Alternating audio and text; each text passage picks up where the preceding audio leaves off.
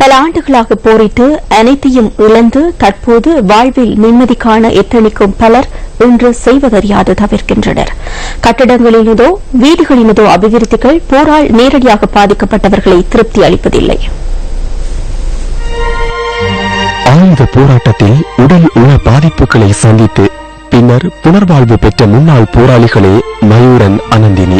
புனர்வாழ்வின் பின்னர் குடும்பத்துடன் இணைக்கப்பட்ட இருவரும் திருமண பந்தத்தில் இணைந்து கொண்டனர்.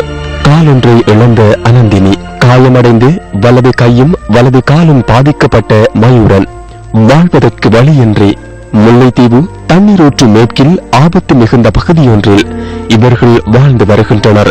சமுர்த்தி உதவி ஊனமுற்றோருக்கான கொடுப்பனவு மாத்திரமல்ல, இவர்களுக்கான அடிப்படை வசதிகள் கூட பூர்த்தி செய்து கொடுக்கப்படவில்லை. சிறு கடையே இவர்களின் வாழ்வாதாரத்தை ஓரளவேனும் சீர் செய்கின்றது. விடுவிற்காக போராடிய தாம் இன்று உண்பதற்கு வழியின்றி நடுத்தெருவில் நிற்பதாக கண்ணீர் மல்க தெரிவிக்கின்றார் அனந்தினி. குடிதண்ணி வசதியோ அல்லது குளிப்பதற்கு கூட எங்களுக்கு வசதி இல்லை. வீடு கூட இல்லாத நிலைமையில இது மிகவும் வறுமையில தான் நான் கொண்டு வருகிறேன்.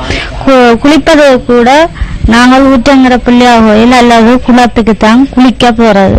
காலை கட்டி போட்டு நான் பொம்பளையரா குளிக்கிறேன்டா இவ்வளவு கஷ்டப்பட்ட நிலைமையில தான் நான் இருக்கிறேன்.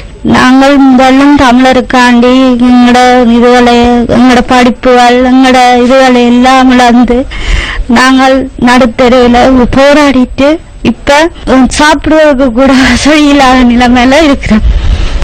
அங்க கூலி வேலை செய்யற ஒவ்வொரு புலம்பெயர் தமிழர்களும் ஒவ்வொரு ரூபா போட்டு சேர்த்தாலே இங்க நாங்க வன்னியில ஒரு தரம் கூலி வேலை செய்ய உண்மையாவே உங்களுக்காண்டி நீங்க அங்க இருந்து குரல் மட்டும்தான் கொடுத்தீங்க. நாங்க உடம்புல இரும்பு மட்டுமில்ல அங்கங்களை இழந்து உடம்புல தேட வேண்டிய இடங்கள்ல ரத்தம் ஓட வேண்டிய இடங்கள்ல இரும்பு துண்டு உழைச்சு வந்து ஒண்ணு இன்று வரையும் தெரியும். எங்களை என்று சொல்லி கவனிக்கிறது யாரும் இல்லை. எங்களுக்கு எந்த விதமான தற்காலிக உண்மையாக சொல்ல போனா தற்காலிக வீடு கூட இந்த அரசாங்கம் எங்களை செய்வதில்லை. எனக்கு எந்தவித உதவிகளும் இன்றி நிற்கதியான நிலையில் தற்கொலைக்கு முயற்சி செய்ததாகவும் மயூரன் தெரிவிக்கின்றார்.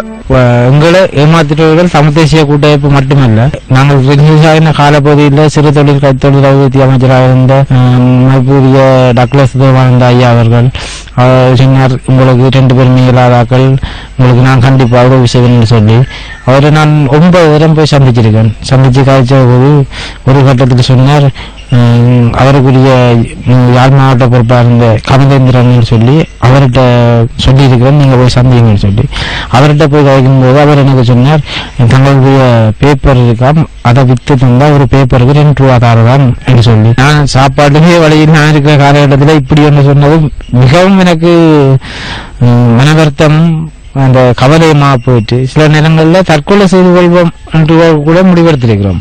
இந்த புலம்பெயர் தமிழர்களுடைய அமைப்புகள் அவங்க இவங்கன்னு சொல்லி வந்து எங்களை நெடுக படம் எடுக்கிறதும் படத்தை தாண்டதும் இருக்கிறதான்றதும் இப்போ அப்படி எடுத்து கொடுத்தால் ஒரு நாளைக்கு எடுத்து கதைப்பாங்க. வெளிநாட்டுல இருந்து போக எடுத்தா சொல்லுவாங்க உண்டியல் வச்சிருக்கோம் காசு சேர்க்க மாட்டான். அந்த உண்டியல்ல காசு சேர்க்கிற காசு யாருக்கு கொடுக்குறாங்கன்றது தெரியாது. இன்று வரை மயூரன் மற்றும் அனந்தினி ஆகியோரின் மகனான இந்த பிஞ்சு பாலகனின் எதிர்காலம் குறித்தேனும் அரசியல்வாதிகள் கவனம் செலுத்துவார்களா?